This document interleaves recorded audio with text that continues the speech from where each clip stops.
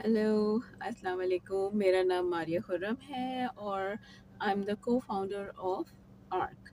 अच्छा, आज जो है मैं अपने बेटे की जर्नी की बात करना चाहूँगी।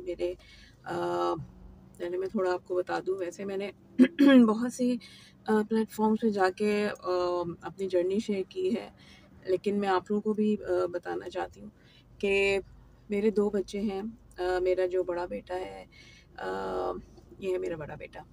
ये इसका नाम मुर्तज़ा है और he is mild autistic and he is going to be 16 in November माशाल्लाह। और ये मेरा छोटा बेटा है, हैदर, और ही इज़ 10 इयर्स ओल्ड और इसका मॉडरेट ऑटिज़म है। अ, शुरू में करती हूँ मुर्तज़ा से।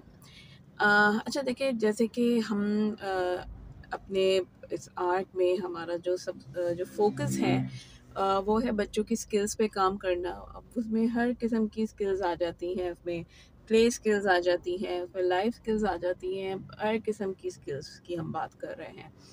हमारा शुरू से ही जो मोटिव था वो यही रहा था कि हम बच्चों की स्किल्स पे काम करेंगे। तो इसी चीज़ को लेके मैं कुछ बताना चाहती हूँ कि मैंने अपने बड़े बेटे मुर्तज़ा के स्किल्स पे किस तरह से काम कर रहा है और क्या क्या उसकी स्किल थी एंड एवरीथिंग। मुर्तज़ा जो है, उसका डायग्नोज हुआ था mild autism at the age of 2.5। अच्छा, उस वक्त जो था, ये बात है आई थिंक 2012 की और 2013 की। तो मेरे बेटे को डायग्नोज हुआ उस वक्त, मुझे जो है बिल्कुल भी पता नहीं था कि ये ऑटिज़म क्या चीज़ है। सब बहुत नया था, बहुत जैसे हर जो पेरेंट्स होते हैं, जब उन्हें नया नया पता चलता है तो उनके लिए बहुत ही टेंशन वाली ये बात होती है, उन्हें कुछ समझ नहीं आ रहा होता। तो मैं भी उन्हीं में थी, स्पेशली उस वक्त जब इतना ज़्यादा नेट जो था अवेलेबल था नेट, लेकिन मुझे याद है कि हम मोबाइल से कनेक्ट करते थे और वाईफाई वाला कोई सीन नहीं था। डेटा होता था, वो कभी चलता था कभी नहीं चलता था, और गूगल सर्च का इतना ज़्यादा इन नहीं था। तो थिंक उस वक्त ये चीज़ें होती तो और ज़्यादा बेहतर काम होता। खैर, तो उस ज़माने में इतना नहीं था और कुछ समझ नहीं आ रहा था क्या किया जाए। ख़ैर, मैंने अपना जैसे-तैसे करके सर्च करना शुरू करा कि क्या है ऑटिज़म एंड एवरीथिंग। एक स्टेज पर आके मुर्तज़ा स्टडी में इतना बुरा नहीं था, लेकिन मैं बहुत आगे का सोचती रही हूँ हमेशा से कि आगे चल के क्या होगा, कि पढ़ाई का क्या इसका निकलेगा। अ, पढ़ाई में उसको बुरा नहीं था, लेकिन उसको बहुत फ्रस्ट्रेशन होती थी, उसे फ़ोकस का बहुत इश्यू होता था। तो मुझे हुआ था कि ये आगे चल के लॉन्ग रन ये उसके लिए काम नहीं आएगा। हालाँकि हम देखें, जब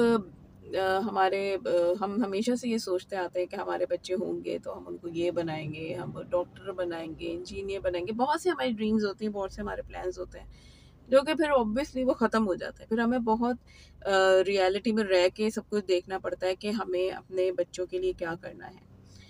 तो यही इन्हीं सब चीज़ों को मद्देनज़र रखते हुए मैंने ये सोचा कि बच्चे की स्किल पे काम की जाए। कोई ऐसी चीज़ निकाली जाए जो उसको लॉन्ग रन में काम आए। अगर वो खुद कोई चीज़ शो कर देता है, कोई स्किल खुद ही शो कर देता है कोई काम किए बगैर, तो मैंने उस चीज़ को आगे लेके जाना है। मैं यही सोचती थी और मैं हमेशा मुर्तज़ा में यही सर्च करती रहती थी कि मुझे कोई स्किल मिले। तो मैं बहुत स्ट्रेस्ड रहती थी इस चीज़ को लेके कि मुझे कोई स्किल मिले और मैं अपने बच्चे के साथ काम शुरू करूँ। तो उसको मैंने ये करा कि मैंने उसको बहुत सी चीज़ें प्रोवाइड की, बहुत चीज़ें उसको खिलौने बहुत प्रोवाइड करे, उसको एक्सपोज़ करने के लिए, ताकि इन चीज़ों से शायद मुझे कुछ पता चले कि मेरे बेटे में क्या स्किल है। अच्छा, इसके पास जो है मुर्तज़ा के पास पियानो बहुत आए हैं, क्योंकि उन्होंने तोड़े भी बहुत हैं पियानो। तो पियानो बहुत थे हमारे पास, हम तोड़ते रहते थे। और at the age of 8 all of a sudden Murtaza ने पियानो प्ले करना स्टार्ट करा। अब वो किस तरह से करता था कि उसके पास ऑब्वियसली उसे की नोट्स नहीं पता थे, उसने कभी यूज़ नहीं किया, उसे कोई आइडिया नहीं था कि की नोट्स क्या होता है, आगे उसको देख के कैसे करते हैं। अभी भी स्टिल लाइक अब तो खैर अल्लाह का शुक्र है, इट्स मच बेटर नाउ, और उसको पता है अब काफ़ी चीज़ें। तो वो कानों से सुन के जो है वो प्ले करता है मुर्तज़ा। वो आप कुछ भी उसको सुना दें, वो सुनेगा और वो पियानो पे प्ले कर लेगा। उसे कभी कीबोर्ड्स की ज़रूरत पड़ी ही नहीं है मुर्तज़ा को। तो हम लोग काफ़ी अमेज़्ड हुए कि मतलब कि कैसे कर रहा है, हमने पहले कभी सुना नहीं था, पहले हमने कभी देखा नहीं था कि इस तरह से भी कुछ होता है। ऑब्वियसली होता होगा लेकिन हमें नहीं पता था। तो हम बड़ा वो होते थे कि यार ये कैसे प्ले कर लेता है, मतलब कि इसका जबकि फ़ोकस का इशू रहता था, लेकिन उसको पसंद था वो शायद इसलिए, तो उसमें बहुत फ़ोकस रहा इसका। तो मुर्तज़ा की फिर शुरू होती है म्यूज़िक जर्नी।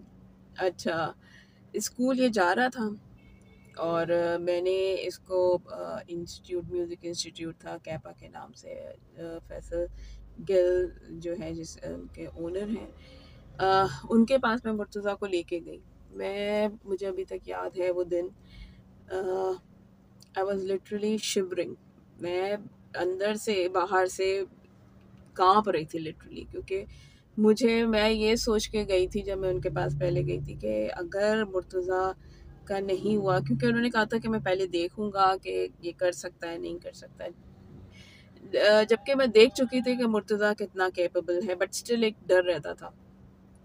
मैं वहाँ बैठी हुई मैं यही सोच रही कि पता नहीं क्या होगा, नहीं कर पाया, क्या होगा, क्या कर पाएगा, मतलब कि अब बहुत कुछ दिमाग में मेरे चल रहा था। लेकिन वो सब भी बहुत खुश हुए और फैसल ने कहा कि हाँ नहीं, इसमें तो टैलेंट है। और ये इसकी पहली वीडियो है,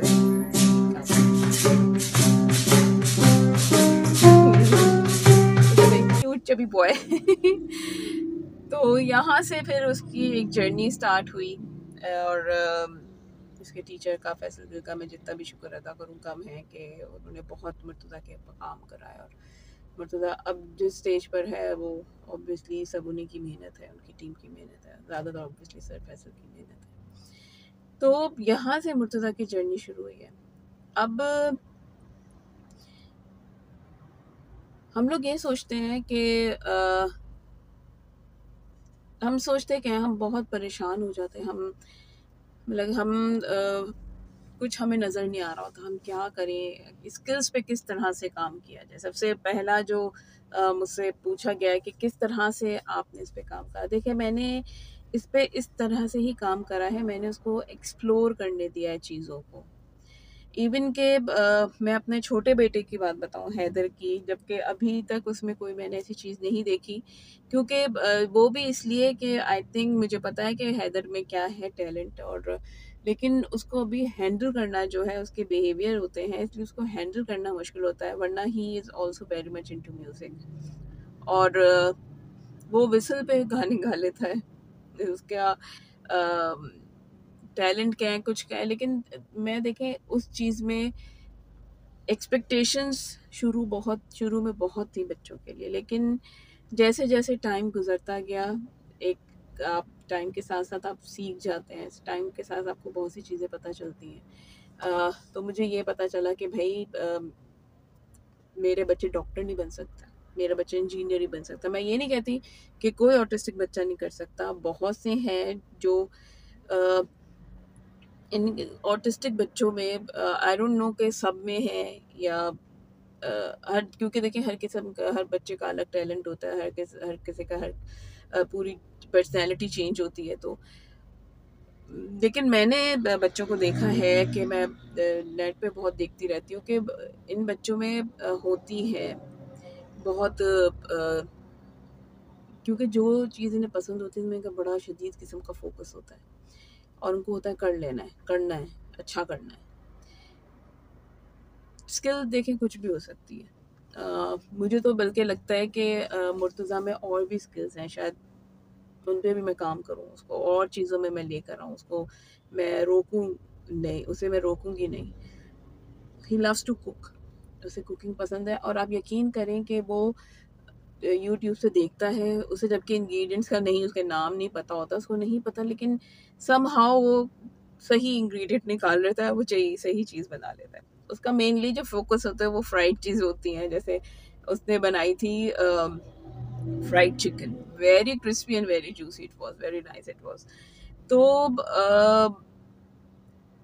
इनको जितनी चीज़ें प्रोवाइड की जाएंगी, जितना इनको एक्सप्लोर करने का मौका दिया जाएगा, उतना ही आपको पता चलेगा कि आपके बच्चे में किस क्या स्किल है, वो क्या कर सकता है। तो मेरा सबको यही मशवरा होता है, मैं ये नहीं कहूँगी कि आप अपने बच्चे को पढ़ाई लिखाई नहीं, लेकिन आप बीइंग अ पेरेंट आपको ज़्यादा पता है कि आपका बच्चा कितना कैपेबल है। अगर आपको लगता है कि ये स्टडी में इतना ज़्यादा नहीं कर पाएगा या कुछ और चीज़ में जिस या उसका टैलेंट कुछ और है, तो प्लीज़ उस पे फोकस करें, उसको करने दें। अ, बहुत ज़्यादा एक्सपेक्टेशंस मैं अभी भी जबकि Murtaza is very good in piano, is he is very good in piano, but still मैं बहुत ज़्यादा एक्सपेक्टेशंस नहीं लगाती उससे, क्योंकि ही इज़ वेरी मूडी। उसका दिल का अगर मैं उसे खुद कहूँ कि तुम कुछ प्ले करके मुझे दिखाओ, तो वो इतना अच्छा प्ले नहीं करेगा जब तक उसका मूड नहीं होगा। तो ऑब्वियसली अगर आप इस तरह की फील्ड में जाते हैं तो आपका मूड, किसी भी फील्ड में जाते हैं तो आपका मूड काम नहीं आता, आपको काम करना पड़ता है। तो बहुत ज़्यादा एक्सपेक्टेशंस मैंने अपने बच्चे से नहीं लगाई हैं, जितना वो कर सकता है, जिसमें वो खुश है। टू बी वेरी ऑनेस्ट, मैंने जब मेरा बेटा स्कूल जा रहा था और पढ़ाई का था, वो बहुत फ्रस्ट्रेट होता था, क्योंकि जबकि उसका सिलेबस जो है मॉडिफाई होता था, उसके बावजूद वो बहुत ज़्यादा फ्रस्ट्रेट होता था, उसको समझने में थोड़ा मसला होता था और वो बहुत जल्दी इरिटेट होता था। तो मुझे हुआ कि ये जो है उससे हर किस्म की उसकी खुशी जो है वो छिन रही है, वो फ्रस्ट्रेट हो रहा है, उसका नहीं हो पा रहा, उससे उसको मसले हो रहे हैं। तभी मैंने ये डिसीजन लिया था कि मैं इसको म्यूज़िक में डाल देती हूँ। वो और बहुत सी चीज़ें कर रहा है माशाल्लाह से, और मुझे उम्मीद है कि इंशाल्लाह वो और भी अच्छा करेगा और चीज़ों में भी। जहाँ तक स्टडी है, वो अभी उसकी बीच में काफ़ी लंबा गैप आया था, बट स्टिल अभी हम दोबारा उसको शुरू करवाने वाले हैं। मैं शेयर करूँगी उसकी और भी चीज़ें इंशाल्लाह आप लोगों से। लेकिन फ़िलहाल एक और चीज़ आपको बताऊँगी कि मैंने मुर्तज़ा की मैं वीडियोज़ शेयर करूँगी जिसमें वो बच्चों को थोड़ा-थोड़ा पियानो सिखाएगा। आपके बच्चे उससे लर्न करेंगे। तो Murtaza will be the part of art now. तो इंशाल्लाह आप लोग जल्दी उसको हमारे चैनल पे देखेंगे। तो बस अभी तक तो यही है, अभी मैंने आपसे मुर्तज़ा की जर्नी शेयर की।